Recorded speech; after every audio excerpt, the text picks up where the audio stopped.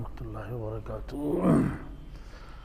الحمد للہ رب العالمین والصلاة والسلام علی سید الانبیاء والمرسلین وعلی آلہ الطیبین الطاہرین وعلی من تبعهم بإحسان إلی یوم الدین، اما بعد۔ بسم اللہ الرحمن الرحیم۔ وعن عثمان رضی اللہ تعالی عنہ قال قال رسول اللہ صلی اللہ تعالی علیہ وسلم ما من امرئ مسلم تحضره صلاة مكتوبة فيحسن وضوءها وخشوعها وركوعها إلا كانت كفارة لما قبلها من الذنوب ما لم يؤت كبيرة وذلك الدهر كله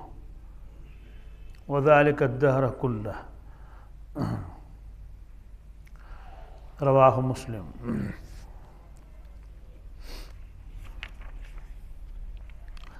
یہ کتاب الطہارہ ہے، وضو اور غسل کا بیان اس میں ہے۔ کچھ روایتیں آ چکی ہیں، کچھ روایتیں باقی ہیں۔ ان روایتوں میں وضو کا طریقہ بھی ہے اور وضو کے فضائل بھی ہیں۔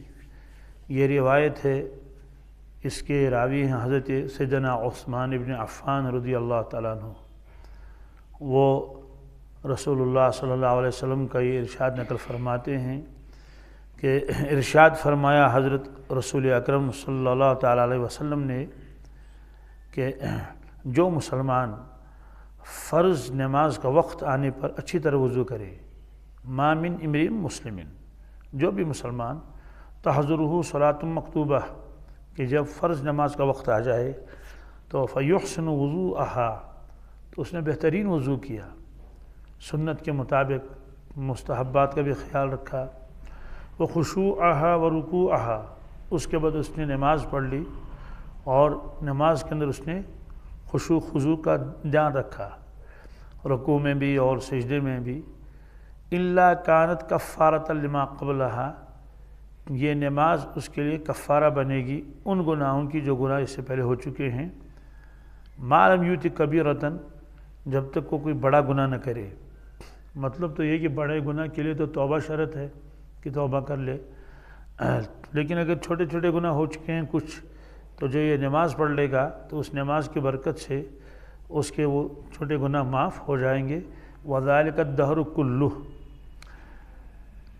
اور یہ سلسلہ ہمیشہ ہوتا رہے گا، پوری زندگی اس کے ساتھ۔ اب اس میں دو چیزوں کا بیان ہے۔ سب سے پہلے یہ ہے کہ وہ وضو بہترین کر لے۔ بہترین وضو کیسے ہوگا؟ جب وہ سنت کے مطابق وضو کر لے گا۔ آگے ایک روایت آئے گی، اس میں وضو کا طریقہ بھی ہے۔ اس کے بعد نماز پڑھ لے گا، نماز کے اندر وہ خشوع خضوع کا خیال رکھے۔ خشوع خضوع اس کا تعلق ظاہر کے ساتھ بھی اور باطن کے ساتھ بھی ہے۔ ظاہر کے ساتھ خشوع خضوع کا تعلق یہ ہے کہ نماز میں جو ہے وہ پورے سکون کے ساتھ سنت کے مطابق کھڑا ہو جائے، سنت کے مطابق رکوع کرے، سنت کے مطابق سجدہ کرے، جتنی بھی سنتیں ہیں تو اس کا خیال رکھے۔ یہ ہے ظاہری خضوع۔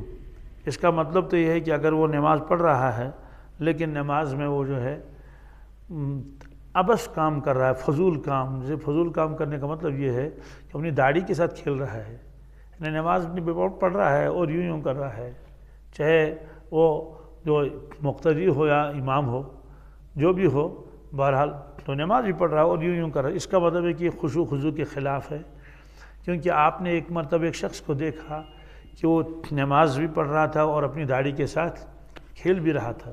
ایک تو یہ ہے کہ کھجلی آ جائے تو اس میں تو پہلے یہ ہے کہ کچھ برداشت کر لے، لیکن اگر برداشت سے باہر ہو جائے تو اجازت ہے ایک آدھ استعمال کرنے کی۔ ظاہر سی بات ہے یہ فعل عبث نہیں ہے۔ یہ تو ہر ایک آدمی سوچے کہ بھائی کان جو ہے وہ کان کھجلا رہا ہے، یہ یوں کر رہا ہے، لیکن ایک آدمی جو ہے داڑھی کے ساتھ کھیل رہا ہے، ظاہر سی بات ہے یہ تو فعل عبث ہے۔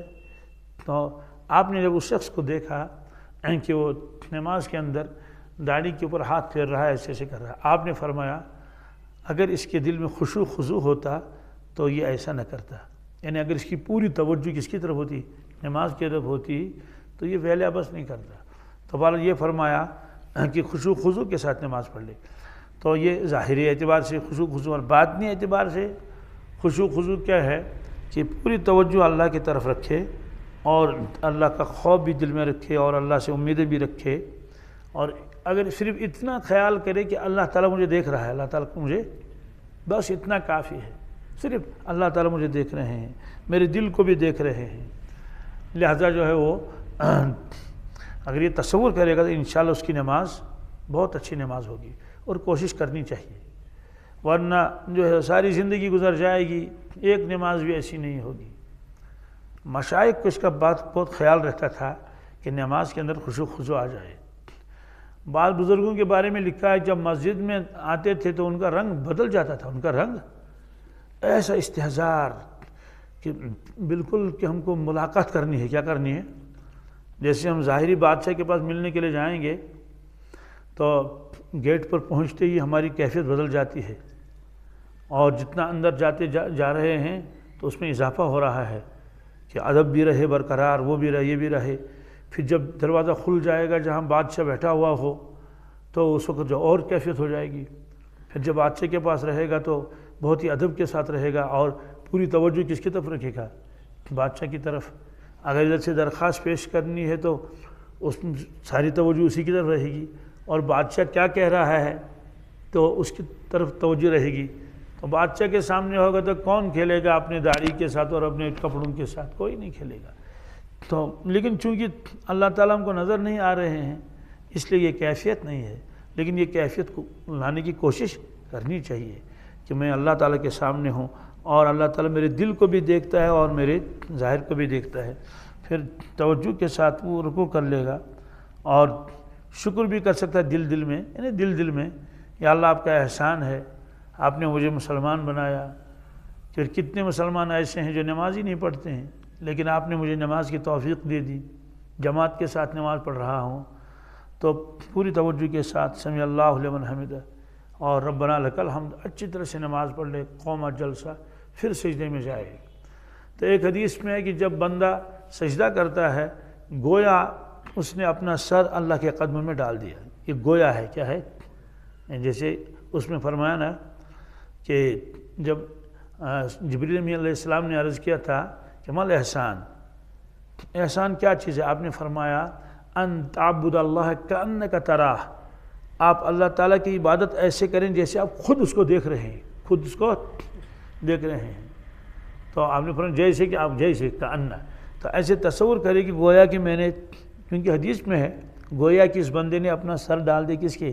اللہ کے قدموں میں۔ تو پھر تصور کرے کہ بس، تو پوری توجہ اس کی طرف رکھے، انشاءاللہ اس سے نماز میں اندر خشوع خضوع آ جائے گا۔ اور قرآن پاک میں بھی ہے میدان محشر میں اللہ تعالیٰ جو پہلی تجلی ڈالیں گے، دکھائیں گے اپنا جلوہ، وہ تجلی ساق ہے۔ کیا ہے؟ ساق پنڈلی کو کہتے ہیں، پنڈلی پاؤں کے قریب ہوتی ہے۔ تو یوم یکشف عن ساق ویدعون الی السجود فلا یستطیعون، جس دن اللہ تعالیٰ اپنے تجلی کی ساق، جو ساق کی تجلی دکھائیں گے، اب جیسے اللہ کی شان ہے، اللہ تعالیٰ انسان تھوڑے ہے کہ گوشت ہے اور پوست ہے اور ہڈیاں ہیں، لیکن ہے اللہ کی ذات۔ تو فرمایا کہ جب اللہ تعالیٰ تجلی دکھائیں گے، ساق کی تجلی، یوم یکشف عن ساق ویدعون الی السجود، اور لوگوں سے کہا جائے کہ سجدے میں جاؤ، کس میں؟ فلا یستطیعون، جو بے نمازی ہوگا یا تو وہ مسلمان ہی نہیں ہے، یا مسلمان ہے کہ نماز ہی نہیں پڑھی کبھی، اللہ کا فریضہ ادا ہی نہیں کیا کبھی، بڑی کوتاہیاں اس میں کی ہیں، عظمت ہی نہیں تھی، فلا یستطیعون، تو وہ سجدہ کرنے کی طاقت نہیں رکھیں گے، وہ سجدہ کر ہی نہیں سکیں گے، کرنا چاہیں گے کرنا لیکن کر نہیں سکیں گے۔ کیوں؟ تو ان کے جو ایک کمر ہے یہ تانبے کی طرح ہو جائے گا، کس طرح؟ جیسے تانبا ہوتا ہے، لوہا ہوتا ہے، ایسے وہ جھکتا نہیں ہے۔ تو خاشعۃ ابصارہم ترہقہم ذلہ، اس وقت ان کی نگاہیں ایسے ہوں گی، ذلت و رسوائی ان کے اوپر چھائی ہوئی ہوگی، اور وہ کہیں گے افسوس ہم سے کتنی بڑی کوتاہی ہوئی۔ سوال ایسا کیوں ہے؟ اللہ تعالیٰ فرمانے یہ عدلے کا بدلہ ہے کیا؟ وَقَدْ كَانُوا يُدْعَوْنَ إِلَى السُّجُودِ وَهُمْ سَالِمُونَ، ان کو دنیا میں سجدے کی طرف بلایا جاتا تھا حی علی الصلاۃ کہا جاتا تھا، آؤ سجدہ کرو، آؤ نماز پڑھ لو، تو ہم سالمون، یہ تندرست تھے پھر بھی نہیں آتے تھے، اس لیے اللہ تعالیٰ نے فرمایا کہ بس آج میں سجدہ کرنے کی اجازت تمہیں نہیں دوں گا۔ یہ تو دنیا میں ہی تھا، الذین یؤمنون بالغیب ویقیمون الصلاۃ۔ بہرحال خضوع کے ساتھ نماز پڑھنی چاہیے، اور اس نماز کے اثرات پڑ جاتے ہیں۔ اور نماز کے بارے میں وعدہ اللہ تعالیٰ نے فرمایا، ان الصلاۃ تنہی عن الفحشاء والمنکر، نماز انسان کو بے حیائی اور منکرات سے باز رکھتی ہے۔ ایک آدمی کہتا ہے میں تو 5 وقت کا نمازی ہوں، صف اولیٰ میں پڑھتا ہوں، لیکن پھر بھی میں کچھ گناہوں میں مبتلا ہو جاتا ہوں، تو اللہ تعالیٰ کا وعدہ سچا ہے، اس سے کہا جائے گا کہ تمہاری نماز ناقص ہے، تمہاری نماز میں تمہارا پورا دھیان اللہ کی طرف نہیں رہتا ہے، خضوع یہ ساری چیزیں۔ اور جس شخص کے اندر جتنا خضوع ہوگا تو اس کے اوپر نماز کے وہی اثرات پڑ جائیں گے۔ اور اگر اللہ اکبر ہے اور توجہ اور کہیں اور توجہ اور کہیں ہے، تو اس کا مطلب یہ ہے کہ اس نماز کے زیادہ اثرات اس کے اوپر پڑیں گے نہیں۔ بہرحال اس میں یہ فرمایا، اور قرآن پاک میں فرمایا قد افلح المؤمنون الذین هم فی صلاتہم خاشعون۔ ایک تو ہے نماز کی حفاظت کرنا، لیکن اس آیت میں فرمایا اللہ تبارک تعالیٰ نے کہ یقیناً ایمان والے کامیاب ہو گئے، یعنی کہ کامیاب ہوں گے نہیں، ہو گئے۔ کیوں؟ جو بات یقینی ہو قرآن پاک میں اس کو فعل ماضی کے ساتھ تعبیر کیا جاتا ہے، حالانکہ مستقبل میں ہوگا کہ کامیابی کا پرچہ ان کو دے دیا جائے گا، لیکن ہو گئے کامیاب۔ کون؟ الذین هم فی صلاتہم خاشعون، جو ایمان والے اپنے نماز میں خضوع کا خیال رکھتے ہیں، یعنی توجہ کے ساتھ، اللہ کا خوف بھی ہے، اللہ کی عظمت بھی دل میں ہے، اور پوری عظمت کے ساتھ اللہ کے ذہن میں رکھتے ہوئے رکوع کر رہے ہیں، اور اپنے آپ کو عاجز اور بےکس اور بے بس سمجھتے ہیں، محتاج سمجھتے ہیں، ہر آن ہر گھڑی ایسے رکوع کیا، پھر سمع اللہ لمن حمدہ، اچھی طرح سے وہ بھی کیا، قوما، اچھی طرح سے جلسہ بھی کیا 2 سجدوں کے درمیان۔ شاید وہ روایت آگے آئے گی، اس میں بڑی کوتاہی ہوتی ہے، خاص طور سے جب بعض لوگ امامت کرتے ہیں، وہ یہ ہے کہ ہماری عادت ہے سجدے سے اٹھے اللہ اکبر اللہ اکبر، چونکہ یہ عادت بنی ہوئی ہے، تو جب ہم سنتیں پڑھتے ہیں، نفل پڑھتے ہیں ایسے ہی، پھر جب ہم امامت کرتے ہیں اس وقت بھی ایسا ہی کرتے ہیں۔ اس میں کیا ہوتا ہے، اس میں مقتدیوں کو جو ہے وہ امام کے ساتھ جلسہ ملتا نہیں ہے۔ کئی جگہ اماموں کے ساتھ میں نے بھی نماز پڑھ لی، بعض جگہ میں نے ان کو بتایا کہ آپ نے جلدی کی، کیونکہ جلسہ جو ہے یہ واجب ہے۔ اس نے اپنے اعتبار سے ٹھیک کیا، کیا عادت ہے نا، اللہ اکبر اللہ اکبر اللہ اکبر، تو جب وہ اللہ اکبر دوسرا اس نے سجدہ کر لیا، تو جو مقتدی ہیں وہ بھی تو اٹھ ہی رہے ہیں، کچھ اٹھ چکے ہیں، کچھ اٹھنے والے ہیں، تو مقتدی تو کرتا ہی ہے پھر جلسہ، لیکن اس کا جلسہ امام کے جلسے کے ساتھ ملتا نہیں ہے۔ بہرحال اس میں فرمایا کہ کامیاب ہو گئے ایمان والے جو اپنے نماز میں کیا کرتے ہیں، خضوع کا خیال رکھتے ہیں۔ اور یہ فرمایا کہ الا کانت کفارۃ لما قبلھا، یہ جو اس نے خضوع کے ساتھ نماز پڑھ لی اور اچھا وضو کیا، تو یہ کفارہ بنے گا گناہوں کے لیے، یعنی اس کے گناہ معاف ہو جائیں گے۔ سوال یہ کہ معلوم یوتی کبیرتن، ہاں جب تک گناہ کبیرہ نہ کرے، کیا اگر گناہ کبیرہ کیا ہے تو وہ نماز سے معاف نہیں ہوگا۔ یہ تو صغائر کے بارے میں، چھوٹے چھوٹے گناہ ہو گئے، جیسے چلتے چلتے جو ہے وہ کسی کی طرف نگاہ اٹھ گئی، فوراً وہ جو ہے اس طرح ہو گیا کچھ گڑبڑ، یہ، اور اگر کبیرہ ہے اس کے لیے توبہ ضروری ہے۔ وذالک الدہر کلہ، وذالک الدہر کلہ کے معنی ہیں یہ سلسلہ زندگی پر چلتا رہے گا، زندگی پر اب چھوٹے چھوٹے گناہ ہو ہی جاتے ہیں تو وہ تو معاف ہوتے رہے۔ اس کا مطلب یہ نہیں کہ گناہ کرتے رہو تو نماز سے نہیں، گناہ ہو گیا اتفاقاً کے بھی۔ خلاصہ یہ ہے کہ ایسی نماز کے اندر وعدہ ہے اس شخص کے گناہ معاف ہو جائیں گے، اور چونکہ نمازی ہے، پختہ نمازی ہے، تو گناہ معاف ہوتے گئے۔ اب جو کچھ رہ گئے ہیں تو بڑھاپے میں کبھی بیماری ہو جاتی ہے، کبھی اور کچھ اس طرح کی چیز پیش آ جاتی ہے، صحت خراب ہو جاتی ہے، تو اس میں انسان توبہ استغفار میں لگ جاتا ہے، تو جتنے بھی اور گناہ وہ بھی معاف ہو جاتے ہیں۔ تو اس میں وضو کی بھی فضیلت آ گئی، اور اس میں نماز کی بھی۔ اب آگے روایت ہے، وہ بھی حضرت عثمان غنی سے ہے، انہوں نے ایک مرتبہ وضو کیا لوگوں کے سامنے، اور وضو کرنے کے بعد فرمایا بس ایسا ہی وضو رسول اللہ صلی اللہ علیہ وسلم فرماتے تھے، ایسا ہی وضو آپ کرتے تھے رسول اللہ صلی اللہ علیہ وسلم، یعنی پہلے ان کو دکھایا پھر یہ فرمایا۔ کیسے وضو کیا آپ نے؟ انہ توضع، حضرت نے وضو کیا، فافرغ علی یدیہ ثلاثا، 3 مرتبہ آپ نے ہاتھوں پر پانی ڈالا۔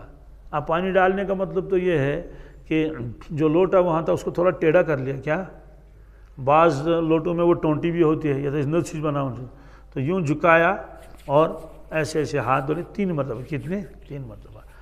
اور اگر اس میں ٹونٹی نہیں ہے پھر بھی ایسا برتن ہے تو اللہ کے نبی صلی اللہ علیہ وسلم بھی برتن کو جھکاتے تھے ایسے۔ کیوں؟ آپ فرماتے تھے جس برتن میں پانی رکھا ہوا ہو اس میں ڈائریکٹ ہاتھ نہیں لگانا چاہیے، اس میں پہلے ڈائریکٹ ہاتھ، فجر کی نماز میں تو خاص طور سے فرمایا کہ فجر کے بعد انہیں فجر کے وقت انسان بیدار ہو گیا تو اب وہ جو وضو کرے گا تو ڈائریکٹ اپنے ہاتھ برتن میں نہ ڈالے۔ کیوں؟ لا یدری این باتت یدہ، وہ شخص جانتا نہیں ہے اس کے ہاتھ رات میں کہاں کہاں تھے، کبھی ناک میں جائے گا اور کبھی کھجلائے گا، کیا کیا کرے گا۔ خلاصہ یہ ہے کہ ڈائریکٹ ہاتھ کو اس میں نہیں ڈالنا چاہیے، چاہے دن بھی ہو، کیونکہ کام کرتے کرتے آدمی کے ہاتھ پر کچھ تو لگتا ہی رہتا ہے۔ بہرحال خلاصہ یہ ہے کہ آپ کی عادت تھی اس کو ٹیڑھا کرتے تھے۔ اب آج تو یہ نل لگے ہوئے ہیں تو اس میں بھی یہی ہے کہ نل کھولا اور کہ، لیکن ہمارے یہاں ہے کہ اس میں اسراف بہت ہوتا ہے، نل کھلا رہتا ہے نل، اس لیے میں نے بہت سے علماء کرام کو دیکھا ہے بزرگوں کو کہ وہ باتھ روم میں ایک چھوٹا سا لوٹا رکھتے ہیں، کیا حالانکہ وہ ٹونٹیاں بھی ہے، وہ لوٹا رکھتے ہیں، وہ کیا کرتے ہیں وہ لوٹے کے اندر پانی نکالتے ہیں اور اسے وضو بناتے ہیں، تو اندازہ ہوتا ہے کہ میں نے پانی کتنا خرچ کیا۔ اور ہم لوگ جو ٹونٹی کھول کے رکھ لیتے ہیں نا، وہ چل رہا ہے اور پانی خرچ ہو رہا ہے۔ خاص طور سے سردیوں میں گرم پانی استعمال ہم کر لیتے ہیں، ویسے تو سال بھر ہی گرم پانی استعمال ہوتا ہے وضو اور غسل میں۔ تو ہماری مسجدوں میں جو حمام بنے ہوئے ہیں ان میں جو پانی ہوتا ہے، کتاب میں لکھا ہے یہ وقف کا پانی ہے، کس کا ہے؟ اس میں تو اور زیادہ قباحت ہے اگر آدمی اسراف کرے۔ کیوں؟ یہ ایک ہی آدمی کا حق ہے اور دوسروں کا بھی حق ہے۔ ایک آدمی نے پانی زیادہ خرچ کر لیا، اس کے بعد گرم پانی ختم ہو گیا، تو یہ گرم پانی جو اس میں لکڑیاں جلائی جاتی ہیں۔ بہرحال اگر مسجد کا پانی بھی نہ ہو لیکن گھر میں بھی ہے، ان چیزوں کا احتیاط کرنا چاہیے۔ تو آپ نے 3 مرتبہ اپنے دست مبارک کو ہاتھ میں پانی ڈالا اور ان کو ایسے ایسے وہ کیا۔ اب اس کے بعد کیسے کیا کریں گے؟ اس کے بعد ہاتھ ڈال سکتے ہیں، کس میں؟ برتن میں ہاتھ ڈال سکتے ہیں، اور اللہ کے نبی سے برتن میں ہاتھ ڈالتے تھے، صحابہ بھی ایسے کر لیتے تھے۔ اور اگر لوٹا ہے جیسے آج کل لوٹا ہوتا ہے اس میں ہاتھ تو عمل جائے گا بھی نہیں اور ڈالنے کی ضرورت بھی نہیں، اس کو یوں تھوڑا ٹیڑھا کر لیا اور کر لیا، یا ایسے ہم چھوٹے مگے میں پانی لے لیتے ہیں۔ تو فرماتے پھر آپ نے 3 مرتبہ کلی کر لی۔ کتنی مرتبہ؟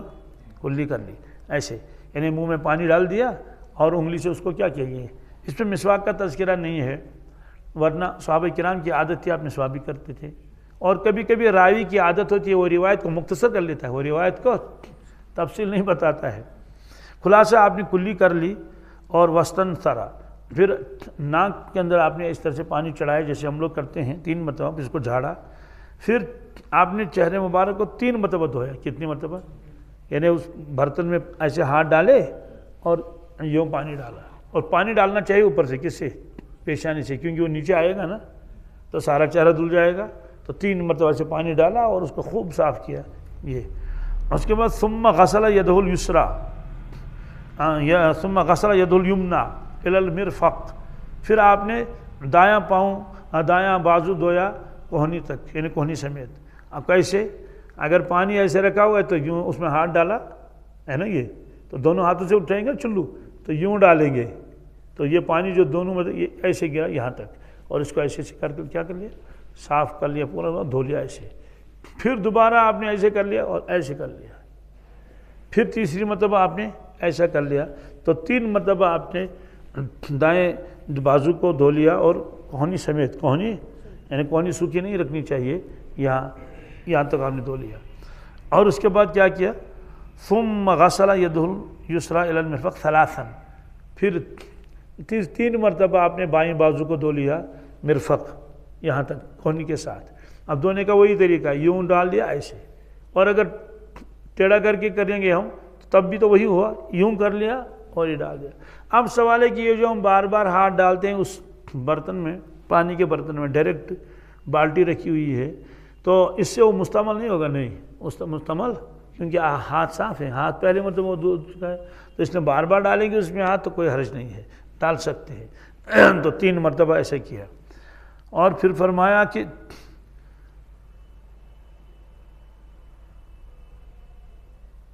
ثم مسح براسہ, اس کے بعد آپ نے پورے سر مبارک کا مسح کیا, یہاں تک ایسے پورے سر کا مسح کیا 1 مرتبہ. اعضاء تو دھوئے 3 مرتبہ, اعضاء تو دھوئے, لیکن مسح جو کیا اس کو 1 مرتبہ مسح کیا. اور اس کا طریقہ آگے بھی آ جائے گا پوری تفصیل کے ساتھ. یوں لے لیتے ہم, آگے سے شروع کرتے ہیں بات, پھر واپس لاتے ہیں. کیا اس میں ایسا ہوتا ہے کہ یہ جو کنارے دائیں طرف کر آگے وہ بھی اس میں کور ہو جاتا ہے. اس کے بعد آپ نے اپنا دایاں پاؤں دھو لیا ثلاثاً 3 مرتبہ. کیا یعنی پانی ڈالا اس کے اوپر اور اس کو دھو لیا. پھر بایاں پاؤں 3 مرتبہ. ثم قال, اس کے بعد آپ نے جو وہاں لوگ تھے ان سے فرمایا رأیت رسول اللہ صلی اللہ علیہ وسلم توضأ نحو وضوئی ھذا. پھر فرمایا کہ لوگوں, میں نے اللہ کے نبی صلی اللہ علیہ وسلم کو وضو کرتے ہوئے دیکھا, بالکل ایسا وضو, بالکل یعنی جس طرح سے میں نے کیا کہ پہلے یہ کیا پھر یہ کیا اور 3 مرتبہ کیا یہ کیا, بالکل اسی طرح سے میں نے دیکھا رسول اللہ صلی اللہ علیہ وسلم کو آپ نے وضو فرمایا. اور آپ گویا اپنے شاگردوں کو سکھاتے تھے عملی طور پر کہ وضو کیسے کرنا چاہیے. پھر فرمایا قال من توضأ نحو وضوء ھذا ثم يصلي. پھر روایت نقل کر لی کہ ارشاد فرمایا رسول اللہ صلی اللہ علیہ وسلم نے, جس شخص نے ایسا وضو کیا جیسے میں نے کیا, ثم يصلي رکعتین, پھر 2 رکعتیں پڑھ لی. کتنی؟ لا يحدث نفسه فیہما بشیء, اور اس نماز کو آپ نے توجہ کے ساتھ پڑھ لیا, اس میں اپنے دل سے باتیں نہیں کی. دل سے باتیں, اس کا مطلب ہے کہ آدمی نماز پڑھ لیتا ہے تو دل میں باتیں کرتا ہے, دل میں کوئی کام کرتا ہے, یعنی دوسری چیزوں کی طرف اس کی توجہ ہو جاتی ہے. تو ایسی نماز اس نے پڑھ لی. غفر لہ ما تقدم من ذنبہ, اس کے پچھلے سارے گناہ معاف ہو جائیں گے. متفق علیہ. یہ روایت بخاری و مسلم دونوں میں ہے. اب اس میں یہ آیا کہ اس نے 2 رکعتیں پڑھ لی. یہ 2 رکعتیں کون سی ہیں؟ اس کا کہتے ہیں تحیۃ الوضو. کیا؟ تحیۃ الوضو. تو ظاہر سی بات ہے, عام طور سے تو وضو آدمی گھر میں ہی کرتا ہے نا, تو گھر میں وضو بنا لیا, وہیں 2 رکعتیں پڑھ لی. اور اگر مسجد میں آئے وضو کرنے کے لیے, ہمارے یہاں مسجدوں میں بھی انتظام ہوتا ہے, تو وضو بنا لیا اور مسجد میں داخل ہوا تو 2 رکعتیں نماز پڑھنے کس کی؟ تحیۃ الوضو کی. اور اگر ٹائم ہی نہیں ہے, گھڑی کی طرف اس نے دیکھا کہ ظہر کی سنتیں پڑھ لی ہیں, ابھی صرف 4 منٹ 5 منٹ باقی رہ گئی جماعت میں, تو تحیۃ الوضو نہ پڑھے. کیوں؟ اس لیے کہ تحیۃ الوضو الگ پڑھے گا, سنتیں الگ پڑھیں گے تو 6 رکعتیں ہو جائیں گی نا, تو تب تک تو جماعت کھڑی ہو جائے گی اور یہ پڑھ نہیں پائے گا اچھی طرح سے. لہٰذا وہ کیا کرے گا, جو ہی داخل ہوا تو اللہ اکبر کر کے اس نے نیت کی سنت کی. کس کی؟ ظہر کے 4 سنتوں کی نیت کی. تو سوال یہ کہ اس کو کیا ملے گا ثواب؟ صرف سنتوں کا نہیں, سنت کا ثواب بھی ملے گا اور تحیۃ المسجد کا ثواب بھی ملے, اور تحیۃ الوضو کا ثواب بھی ملے گا. اور اگر اس نے تحیۃ الوضو کو الگ پڑھا, وقت بہت ہے, تحیۃ المسجد الگ پڑھ لی, اس کا مطلب پہلے آیا 2 رکعتیں پڑھ لی, نیت کی یہ تحیۃ الوضو ہے یعنی وضو والی نماز, کہ شکریہ ہے میں نے وضو کر لیا, اللہ نے توفیق دے دی. اور اس کے بعد 2 رکعتیں اور پڑھ لی تحیۃ المسجد کی. کس کی؟ تو 4 ہو گئی. اس کے بعد سنتیں پڑھ لی 4, تو اس کا مطلب ہے کہ اس نے 8 رکعتیں پڑھ لی. کتنی؟ 2 تحیۃ الوضو, 2 تحیۃ المسجد, اور اس کے بعد 4 رکعتیں. لیکن اگر اتنا وقت نہیں ہے, یہ جو اس نے 4 سنتیں پڑھ لی, اس میں وہ تینوں نیتیں کر سکتا ہے. کیا اس کو کہتے ہیں تداخلی نیت. کیا کہ کیا مطلب کہ ایک کام میں کئی نیتیں کر لینا, ایک کام میں. اور انما الاعمال بالنیات, جتنی نیتیں کرے گا اتنا ثواب مل جائے گا.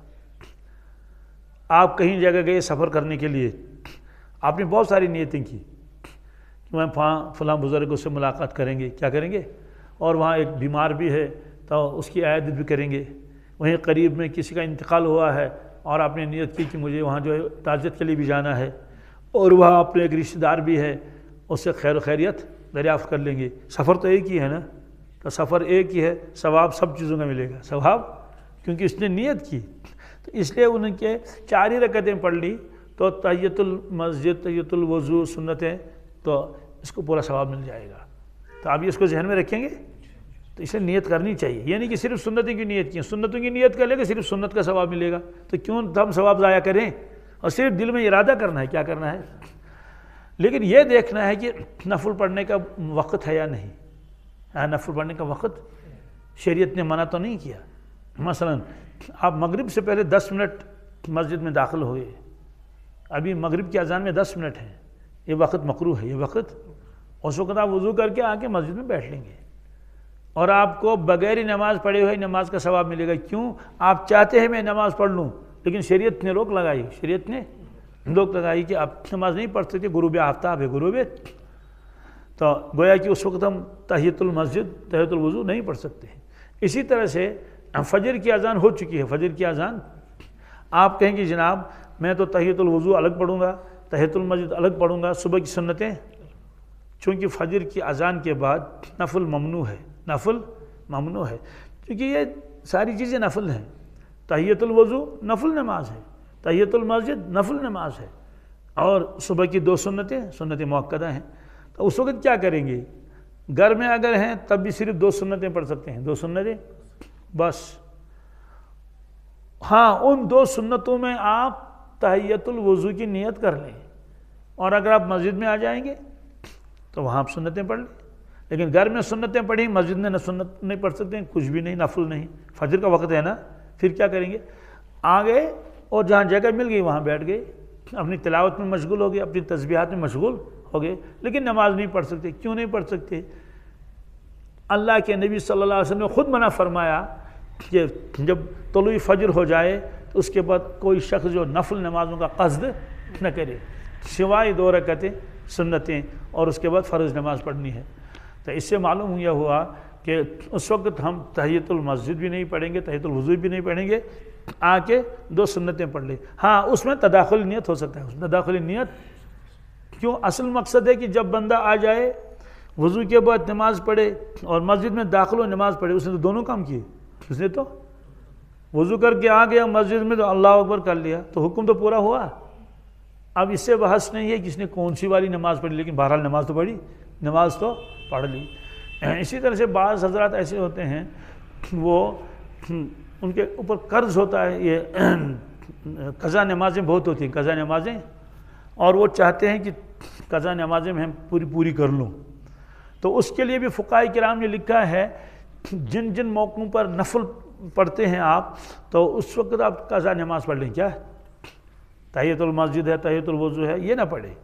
مسجد میں داخل ہو گئے اور قضا نماز پڑھ لی, مثلا ظہر میں داخل ہو گئے تو قضا نماز پڑھ لی, عشاء کی پڑھ لی قضا, یا اور کسی کی, اس میں آپ نیت کر لیں. کیا, اس میں آپ نیت کر لیں گے تو آپ کی قضا نماز بھی ادا ہو جائے گی اور آپ کو نفل کا ثواب بھی ضمن اس کے اندر مل جائے گا. تو بہرحال یہ فرمایا لا یحدث نفسہ. اب ایک آدمی کہے گا کہ جناب ہم نماز پڑھ لیتے ہیں تو خیال تو آ ہی جائے گا, خیال تو ایک ایک خیال کا آنا, ایک ایک خیال کا لانا, ایک ایک خیال کا آنا, ایک ایک خیال کا, اس کو کہتے ہیں آمد, آنا, آورد. کیا, آوردن میں نے لانا, آمدن میں نے آنا, آوردن میں زبردستی لانا. یہ جو آمد ہے, اللہ اکبر, چونکہ عادت ہو گئی نا, خیال آیا, خیال آیا ادھر چلا گیا, یہ مضر نہیں ہے, یہ مضر, خیال آ سکتا ہے, آ گیا ادھر گیا, بس اس کی طرف توجہ نہ کرے. اور اگر آ گیا خیال تو اس کو ہٹا کے پھر توجہ رکھیں کہ میں اللہ کے سامنے ہوں, وہ میرے دل کو بھی دیکھتا ہے. اور اگر میں اس خیال میں مشغول ہو گیا, جیسے گائے کا خیال آ گیا, گھاس کا خیال آ گیا, کھیت کا خیال آ گیا, دکان کا خیال آ گیا, گاہکوں کا خیال آ گیا, اس میں اگر چلا گیا, اسی میں گیا, یہ خیال آیا اور اس میں چلا گیا, یہ مضر ہے, یہ مضر ہے. اور جان بوجھ کر لانا یہ تو اور زیادہ مضر ہے. اس لیے نماز میں کوشش کرنی چاہیے. پھر یہ ہے کہ ہر چیز کا ایک وقت ہے. کیا ہے, ہر چیز کا ایک روایت ہے بہت عجیب, اس میں ہے کہ میری امت کے اوپر ایسا زمانہ آئے گا، یاتی علی امتی زمان، وہ کیا کریں گے؟ فرمایا کہ یحبون الخمس وینسون الخمس، وہ 5 چیزوں سے زبردست محبت کریں گے اور اس میں مشغول ہو جائیں گے، 5 چیزوں کو بھول جائیں گے، 5 چیزوں کو. تو اس میں ہے کہ وہ مخلوق کے اندر مشغول ہو جائیں گے، کس کے اندر؟ اور خالق کو بھول جائیں گے. خالق کو آپ دیکھیے پوری دنیا مخلوق میں مشغول ہے یا نہیں؟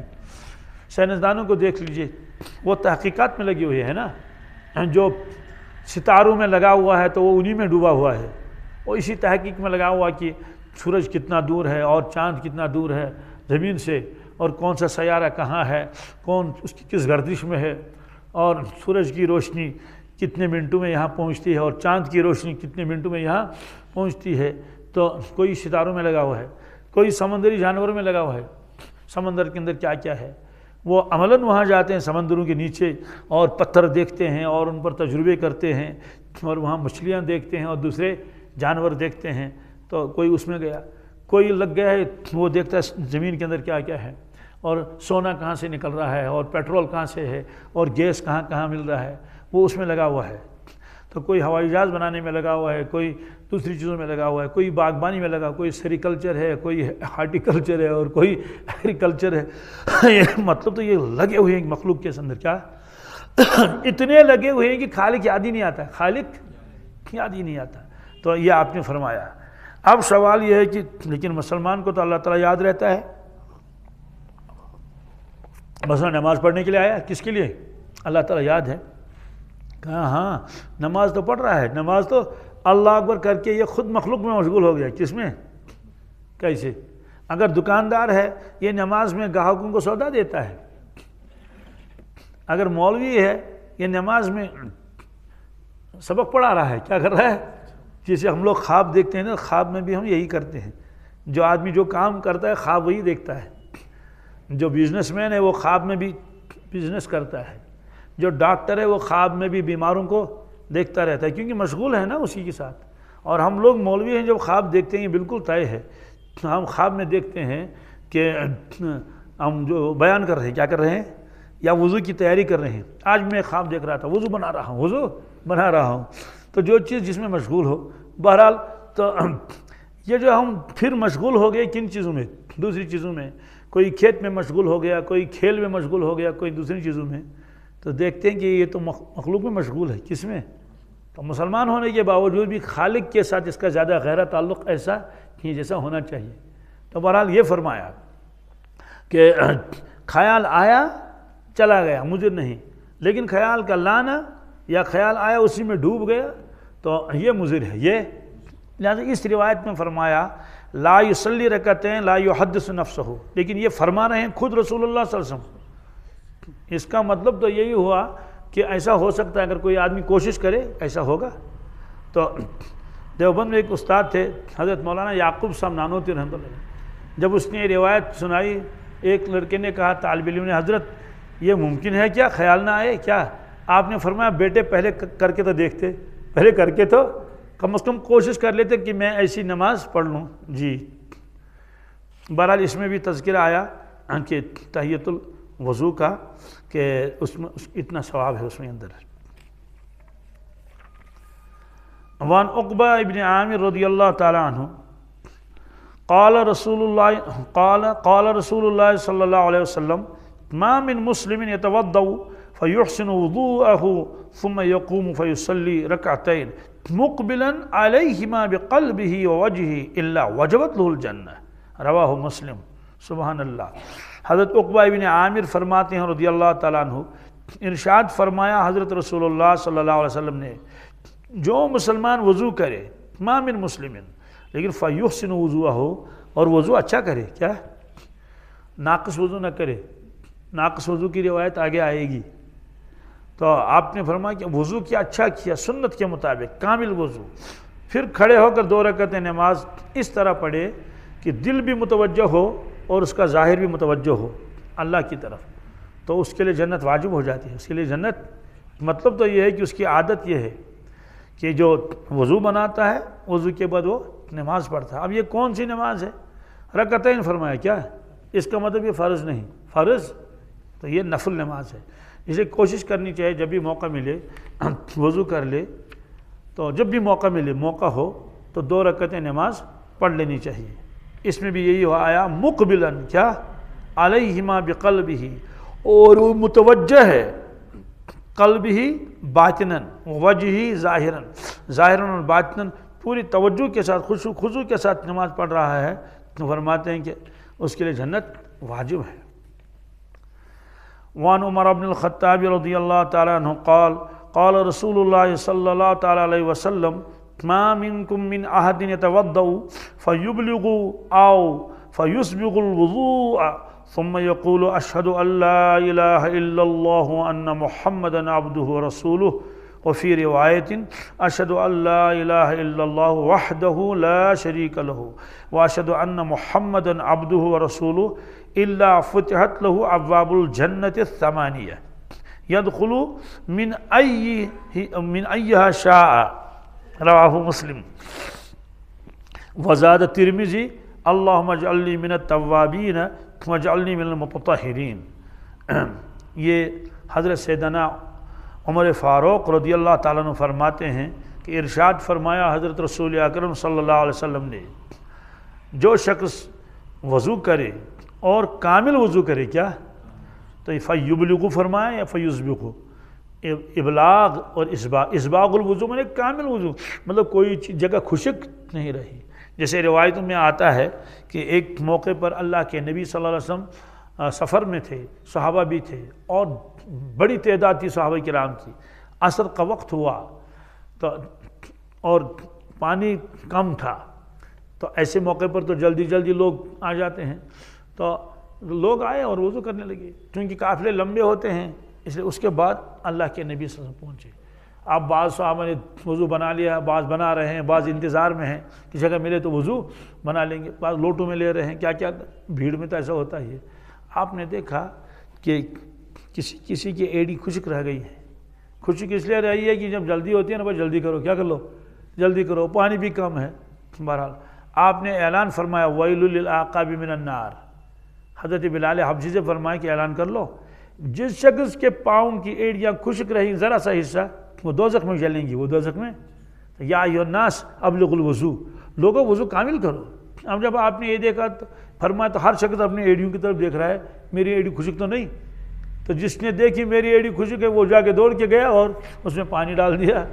تو اس طرح یہ فرمایا کہ کامل وضو کر لیا، کامل وضو ختم کرنے کے بعد اس نے یہ کلمہ شہادت پڑھ لیا، اشہد ان لا الہ الا اللہ وان محمدا عبدہ ورسولہ۔ یہ ایک روایت میں اشہد ان لا الہ الا اللہ وحدہ لا شریک لہ واشہد ان محمدا عبدہ ورسولہ۔ تو یہ دوسری روایت ہے، اسی کو پڑھنا چاہیے کیونکہ اس میں ایک الفاظ علاوہ ہے۔ کیا علاوہ ہے؟ اشہد ان لا الہ الا اللہ وحدہ لا شریک لہ واشہد ان محمدا عبدہ ورسولہ الا فتحت لہ ابواب الجنت الثمانیہ۔ فرماتے جنت کے آٹھوں کے 8 دروازے کھول دیے جاتے ہیں۔ کیا ہے؟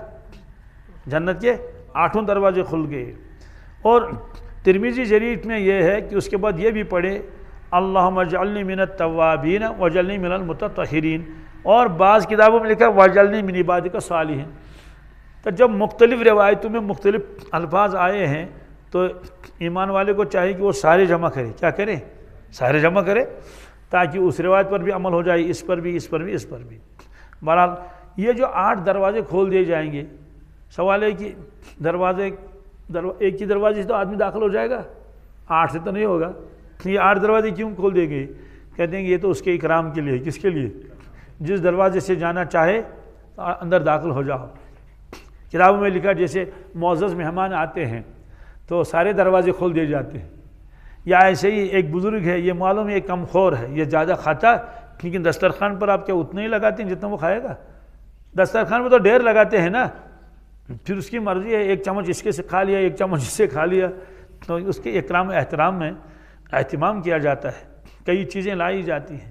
ایسے اللہ تعالیٰ ایمان والے کا اکرام احترام کریں گے، جنت کے 8 دروازے کھول دیے جائیں گے، جس دروازے سے جی چاہے کھولے داخل ہو جائے۔ ان دروازوں میں ایک دروازہ ہے باب الریان۔ کیا؟ وہ تو خاص ہے روزے داروں کے لیے۔ کن کے لیے؟ جی۔ اور ایک روایت میں ہے ارشاد فرمایا رسول اللہ صلی اللہ علیہ وسلم نے کہ جب جنتی جنت کے دروازوں پر پہنچیں گے تو ایک ایک دروازے سے داخل ہو جائیں گے، تو بعض دروازے ان کو بلائیں گے، کوشش کریں گے یہ ہمارے اندر سے داخل ہو جائے جی۔ فرمایا کہ ایک شخص ایسا ہے جس کو 8 دروازے ایک ساتھ بلائیں گے، کتنے؟ 8 دروازے۔ یہ دروازہ اس کے نام ہے نا، جیسے باب الریان ہے، یہ دروازہ کہے گا حضرت یہاں سے تشریف لائیے، یہ والا دروازہ کہے گا حضرت یہاں سے تشریف لائیے، یہاں سے داخل ہو جائے۔ کس میں؟ آپ نے فرمایا وہ شخص کون ہے؟ کہا وہ ابو بکر صدیق ہے رضی اللہ عنہ۔ 8 دروازے اس کو پکاریں گے ادھر سے داخل ہو جائے، اس کے اعزاز اور اکرام میں۔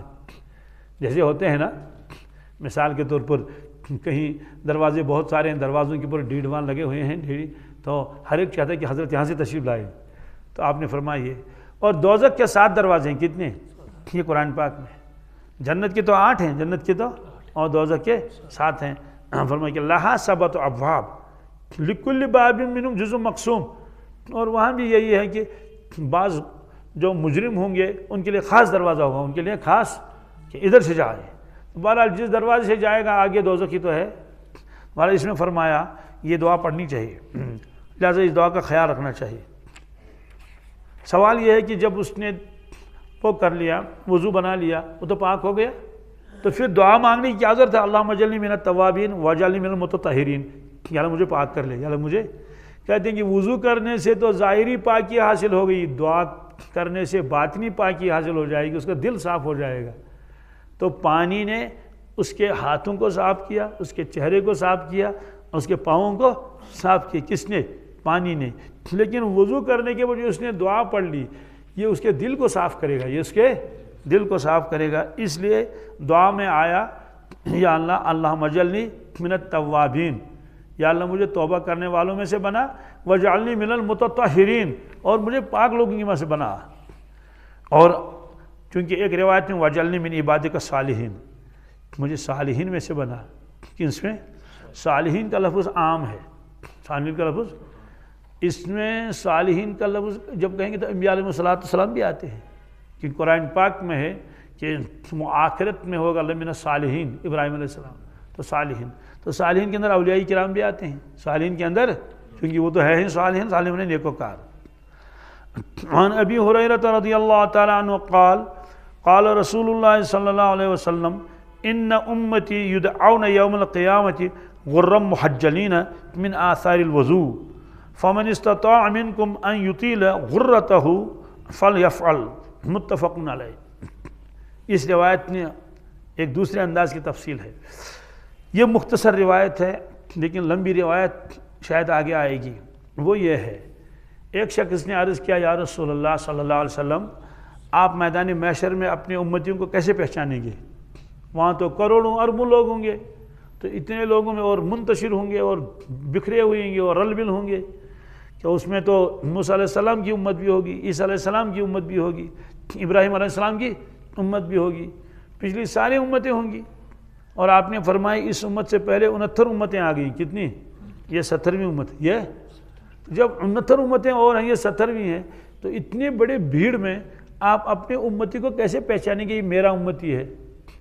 تو آپ نے جواب دیا اس صحابی کو، فرمایا کہ آپ مجھے بتاؤ، اگر کسی شخص کے گھر میں گھوڑے ہوں، کیا گھوڑا تو عام طور سے ایک ہی رنگ کا ہوتا ہے نا، اور سر سے پیر تک بس ایک ہی رنگ، لیکن کچھ گھوڑے ایسے ہوتے ہیں کہ ان کے پاؤں سفید ہوتے ہیں، ان کے پاؤں، اور ان کا چہرہ بھی سفید ہوتا ہے، ایسے گھوڑوں کو پنجکلیان کہتے ہیں، اور اہل عرب غرم محجلین کہتے ہیں۔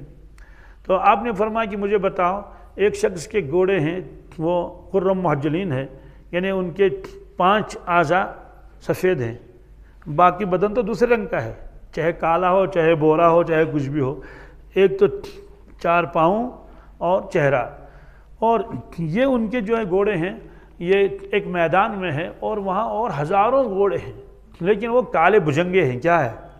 بین خیل دہمن بہمن، تو ان کے ساتھ یہ بھی ہیں، مثلا وہ گھاس کھا رہے ہیں، یہ بھی گھاس کھا رہے ہیں۔ اب یہ شخص گیا اپنے گھوڑوں کو دیکھنے کے لیے، تو فرمایا الا یعرف خیلہ، کیا وہ اپنے گھوڑوں کو نہیں پہچانے گا؟ انہوں نے عرض کیا بھلا یا رسول اللہ، کیوں نہیں پہچانے گا؟ دور سے پہچانے گا، کیا؟ کیونکہ باقی جتنے بھی گھوڑے ہیں سب کیا ہیں؟ کالے رنگ کے ہیں، پورا بدن ان کا کالا ہے، ٹانگیں بھی کالے ہیں، چہرہ بھی کالا ہے اور بدن بھی سارا کالا ہے، ایک ایک بال کالا ہے، بالکل کالے ہیں۔ اور اس کے جانور جو ہیں اور گھوڑے جو ہیں وہ تو پنچکلیان ہیں، وہ تو، اور ظاہر سی بات ہے سفید چیز تو کالی چیز میں نظر آ جاتی ہے، دور سے نظر آ رہی ہے، تو یہ جو دور سے دیکھے گا، صحابہ کرام نے عرض کیا بالکل وہ تو اپنے گھوڑوں کو پہچانے گا، کیوں نہیں پہچانے گا، دور سے نظر آئیں گے۔ آپ نے فرمایا بس جیسے وہ ان گھوڑوں کو پہچانے گا میں اپنے امتی کو پہچانوں گا، میں اپنے، کیسے؟ کہا یہ بھی گرم محجلین ہوں گے، 5 اعضاء ان کے چمکدار ہوں گے، کیا نورانی ہوں گے، ایسی نورانیت اور کسی کے اندر نہیں ہوگی جیسی میری امت کے، کہا من اثر الوضو، کیا یہ وضو کا اثر ہوگا، کیونکہ وضو میں یہ حضرات 4 اعضاء کو دھوتے تھے اور دن میں بار بار دھوتے تھے، اور 5 مرتبہ تو بہرحال دھونا ہی ہے، وضو تو کرنا ہے اگر وضو نہیں ہے۔ اور اس کے علاوہ روایت آگے آئے گی کہ وضو کے اوپر محافظت کرتا ہے مومن، یعنی مومن صرف نماز کے لیے وضو نہیں کرتا ہے، وہ ہمیشہ باوضو ہی رہتا ہے، چاہے دکان پر جانا ہو، چاہے کھیت پر جانا ہو، چاہے ڈیوٹی پر جانا ہو، اس کی عادت ہے، اور باوضو سوتا ہے، باوضو چلتا ہے۔ یہ کیفیت زیادہ رہتی ہے مکہ شریف اور مدینہ طیبہ میں، کس میں؟ وہاں ضمیر گوارا ہی نہیں کرتا ہے کہ بے وضو چلیں راستے میں، کس میں؟ ایسا لگتا ہے جیسے شرم سی آتی ہے، میں بے وضو ہوں، حالانکہ کبھی کبھی بازار بھی جانا پڑتا ہے یا بازار کے بیچ میں سے گزرنا پڑتا ہے یا بالقصد بازار ہی جانا ہے، منی ایکسچینج کرنے ہیں، پیسے بدلنے ہیں، یا کوئی زیتون خریدنا ہے، کوئی چیز کرنی ہے، تو ضمیر اندر سے ملامت کرتا ہے کہ بے وضو آپ چل رہے ہیں۔ تو بہرحال یہ ہے، وہ روایت تو آگے آئے گی۔ آپ نے فرمایا میں پہچانوں گا اپنی امت کو اسی طرح سے کہ ان کے 5 اعضاء چمک رہے ہوں گے، چہرہ، دونوں ہاتھ اور دونوں پاؤں، چونکہ دنیا میں یہ پاؤں دو تر، اس سے معلوم ہوا کہ پاؤں کے اوپر مسا نہیں، پاؤں کے اوپر، ہاں اگر خف پہنا ہوا تو تب تو مسا کر ہی لے گا، لیکن اگر ننگے پاؤں ہے تو اس پر کیا کرنا پڑے گا، دھونا ہی پڑے گا۔ تو یہ فضیلت ہے اس میں کس کی؟ وضو کی۔ اب روایت یہ ہے کہ ان امتی یدعون یوم القیامت غرا محجلین، میری امت کو پکارا جائے گا، میری امت کو پکارا جائے گا، کیا نام ہی رکھا جائیں گے، او غرا محجلین، یہاں آ جاؤ، غرا محجلین یعنی جن کے 5 اعضاء چمک رہے ہیں یہاں آ جاؤ۔ کبھی کبھی ایسے کسی علامت کے طور پر پکارا جاتا ہے نا، او پگڑی والے یہاں آ جا، پگڑی والے کہتے نہیں کہتے ہیں، کسی کے ہاتھ میں چھاتا ہے، کسی کے ہاتھ میں چھاتا ہے، دھوپ بہت ہے، دھوپ، تو پکار دیں کرے او چھاتے والے کو بلاؤ، چھاتے والے یہاں آ جاؤ۔ تو اس طرح سے کوئی علامت آدمی کے بدن پر ہوتی ہے تو اس کو اسی کے ساتھ پکارا جاتا ہے، تو ان کو کہا جائے گا او غرا محجلینو یہاں آ جاؤ، غرا محجلینو یعنی وہ شخص جن کا چہرہ بھی چمک رہا ہے اور ہاتھ پاؤں بھی چمک رہے ہیں، تو ان کو کہا جائے گا یہاں جا، تو پکارا جائے گا۔ آپ نے فرمایا ان امتی یدعون یوم القیامت، قیامت کے دن میری امت کو پکارا جائے گا غرا محجلین کے ساتھ۔ یہ کیا ہوگا؟ من آثار الوضو، کیا یہ اثر ہوگا وضو کا۔ جب وضو کا یہ اثر ہوگا تو نماز کا کیا اثر ہوگا؟ جب وضو کا یہ اثر ہوگا، کیونکہ وضو عبادت ہے طبعاً، کیا یہ تابع بن کر عبادت ہے۔ اگر کوئی آدمی وضو کرے گا نماز نہیں پڑھی، کیا پڑھی ہی نہیں، ظاہر سی بات ہے اس کو وضو کا ثواب نہیں ملے گا۔ تو وضو کا ثواب تب ملے گا جب وضو کرنے کے بعد کیا کرے گا؟ نماز پڑھ لے گا۔ اگر صرف پانی خرچ کر رہا ہے تو صرف فضول پانی خرچ کر رہا ہے۔ جب بہت سارے لوگ آتے ہیں نا، ہاتھ پاؤں دھو لیے، کھیت میں کام کر رہے تھے، یوں دھو لیا، یوں دھو لیا، یوں دھو لیا، وہ لیا، نماز پڑھی نہیں۔ نماز وہ تو اپنے ہاتھ پاؤں صاف کر رہا تھا کیونکہ کیچڑ لگی ہوئی تھی، اس نے وضو کیا ہی نہیں۔ یہ تو ہاتھ پاؤں کا دھونا ہوا، وضو تو ایک ٹرم ہے نا، وضو تو اسی کو کہیں گے کہ جب شریعت کے مطابق، سنت کے مطابق اس طرح سے کر لے گا تو اس کو کچھ ملنے والا نہیں۔ تو جب وضو کے اوپر اتنا ملنے والا ہے تو وضو میں ایسی نورانیت ہے تو نمازوں کے اندر کیسی نورانیت ہوگی؟ بہت بڑی نورانیت ہوگی۔ پھر آپ نے فرمایا فَمَنِ اسْتَطَاعَ مِنْكُمْ أَنْ يُطِيلَ غُرَّتَهُ فَلْيَفْعَلْ، متفق علیہ۔ اب چونکہ پاؤں ہاتھ دھونا ہے یہاں تک، کہاں تک ہے نا، یہاں تک۔ حضرت نے فرمایا کہ جس کو چاہے کہ وہ اس اپنے روشنی کو ذرا لمبا کرے، کیا اس کو چاہے کرے، کیا مطلب ہے؟ دھونا تو یہاں تک ہی ہے، لیکن تھوڑا آگے بھی دوڑے، کیا کر لے، تھوڑا آگے بھی دوڑے، 1-2 انچ آگے، تو جہاں تک یہ وضو کا پانی جائے گا نا تو وہاں تک وہ روشن ہو جائے گی۔ اس کا مطلب اگر یہاں تک ہی دھویا ہے، دھویا تو پورا اس نے یہاں تک، تو یہ حصہ یہاں سے روشن ہو جائے گا۔ اور اگر عادت ہے اس کی تھوڑا سا اور بھی یہاں دھو لیتا ہے، ایسے تو کر لیتے ویسے ایک ہاتھ، تو جہاں تک یہ وضو کا پانی پہنچ جائے گا وہ حصہ بھی روشن ہو جائے گا۔ ایسے ہی پاؤں دھو رہا ہے، کیا ٹخنوں تک تو دھو لیا، ٹخنوں سمیت یہاں تک، لیکن تھوڑا سا اور دھو لیا اوپر اتنے کے لیے، اور 1-2 انچ اور پانی چڑھا دیا، تو وہاں تک اس کو جو ہے وہ ہو جائے گا، روشن ہو جائے گا۔ ایک روایت آئے گی آگے زیورات کی، کس کی؟ زیورات کا مطلب یہ ہے کہ جنتیوں کو وہاں زیور پہنایا جائے گا، ہاں وہ روایتیں آ رہی ہے۔ وعنہ، حضرت ابو ہریرہ رضی اللہ تعالیٰ عنہ یہی روایت فرماتے ہیں، کیا؟ قال رسول اللہ صلی اللہ علیہ وسلم تبلغ الحلیۃ من المؤمن حیث یبلغ الوضوء، رواہ مسلم۔ کیا مطلب ہے؟ مومن کا زیور، مومن کا اس جگہ تک پہنچے گا جہاں تک وضو کا پانی پہنچتا تھا، جہاں تک وضو کا پانی پہنچتا تھا، دنیا میں وضو کرتا تھا۔ کیا مطلب ہے اس کا؟ مطلب یہ ہے کہ جنتیوں کو وہاں جو ہے وہ زیور پہنائے جائیں گے۔ زیور، سوال ہے کہ زیور تو عورتیں پہنتی ہیں، مرد کے لیے تو زیور پہننا یہ تو ایک معیوب چیز ہے۔ کہتے ہیں کہ یہاں تو معیوب ہے، وہاں معیوب نہیں، کیا؟ اور پہلے زمانے میں گھڑیاں نہیں تھی، پہلے زمانے میں، اس کے بعد گھڑیوں کا رواج چلا ہے نا، تو ہر ایک آدمی میں گھڑی ہوتی ہے، تو کون اس کو معیوب سمجھتا ہے؟ کوئی نہیں سمجھتا ہے، ہر ایک گھڑی ہوتی ہے۔ یہ تو اب موبائل آیا اور اس نے گھڑیوں کو چھٹی کر دی، کیا جی، یہ ایک الگ موضوع ہے، کیا جی، تو گھڑی اب بہت کم گھڑی ہوتی ہے، اس کی بھی چھٹی کر دی، کس کی؟ ریڈیو کی بھی چھٹی کر دی، کیا ریڈیو والا کام بھی خود کر لوں گا میں، گھڑی والا کام وہ بھی میں خود کروں گا، کیا ٹیپ ریکارڈر والا کام کو وہ بھی میں خود کروں گا، کیمرہ والا کام کو وہ بھی میں خود کروں گا، کیلکولیٹر والا کام کو وہ بھی میں خود کروں گا، وہ بھی میں، اب یہ پتہ نہیں کتنے کام کرتا ہے نا، کسی چیز کو محفوظ رکھنا ہے وہ میں کروں گا۔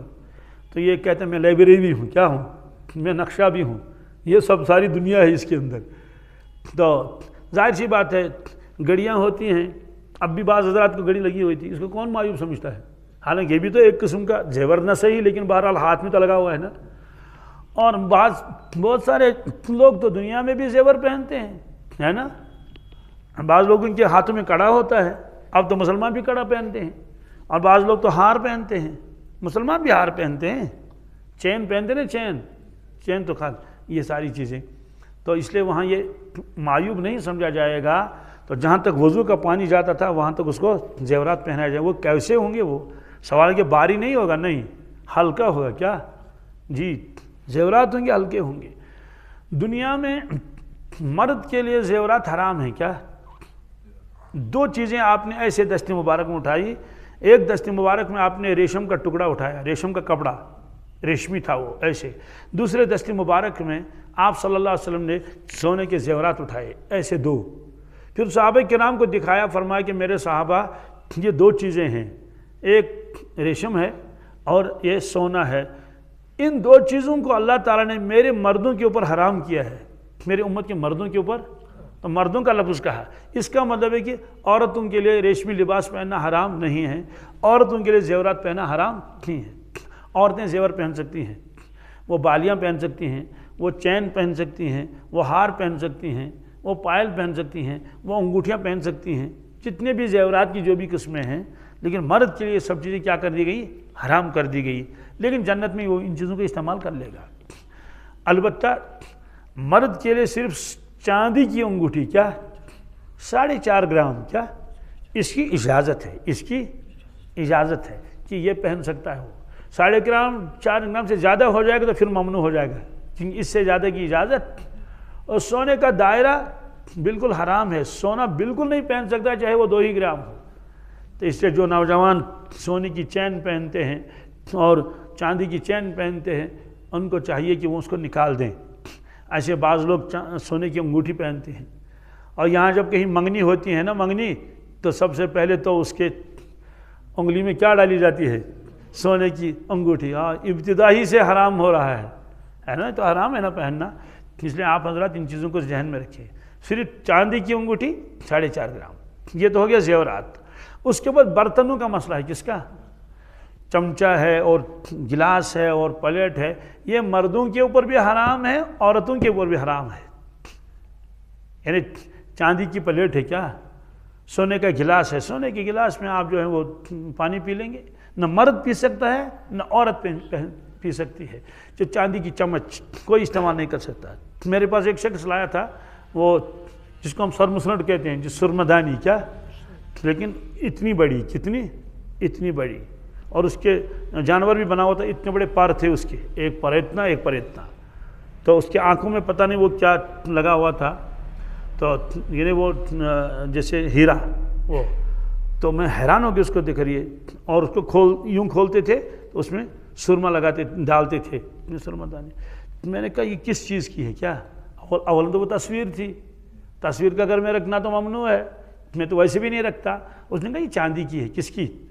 بڑی قیمتی تھی. میں نے واپس کر دیا. میں نے کہا بھائی چاندی کے برتن، چاندی کی چمچ، چاندی کے سرما دانی استعمال کرنا حرام ہے. حضرت امام شافعی رحمۃ اللہ تعالیٰ علیہ کو کسی نے دعوت کی تھی. اب جب ہم کمرے میں بٹھایا حضرت کو، اب وہ لانے لگا روٹی وغیرہ، تو حضرت کی نظر پڑی طاق پر. وہاں دیکھا کہ سرما دانی ہے چاندی کی. کس کی؟ حضرت وہیں فوراً اٹھ کے چلے گئے. فرمایا یہاں نافرمانی ہو رہی ہے، حرام کام ہو رہا ہے. کہا کیا؟ یہ چاندی کی جو سرما دانی استعمال ہو رہی ہے. ظاہر سی بات ہے، جو ہے تو استعمال بھی تو کریں گے. حضرت نے کھانا ہی نہیں کھایا، چلے آئے. یہ ہمارے اکابر تھے، ہمارے بڑے، تو یہ بالکل یہ چیزیں برداشت نہیں کرتے تھے. تو دعوت ہی تارک کر دی. اب اس کو بھی احساس ہوا ہوگا، حضرت واپس چلے گئے. تو یا تو اس کو مسئلہ ہی معلوم نہیں تھا، یا اگر مسئلہ بعد میں معلوم ہوتا ہے کہ لیکن لوگ نبھاتے ہیں. تو بہرحال اس میں فرمایا کہ ایمان والے کا زیور پہنچے گا جہاں تک پہنچتا تھا کیا؟ وضو. تو اس سے معلوم ہے کہ وضو کامل کرنا چاہیے. تو ہاتھوں کو یہاں اچھی طرح سے دھو لے، پاؤں بھی دھو لے. تو یہ معلوم یہ ہوا کہ ایک فضیلت تو وہ ہے کہ 5 اعضاء اس کے ہو جائیں گے نورانی. دوسری فضیلت یہ ہے کہ اسی کے وقت اس کو زیور پہنایا جائے گا.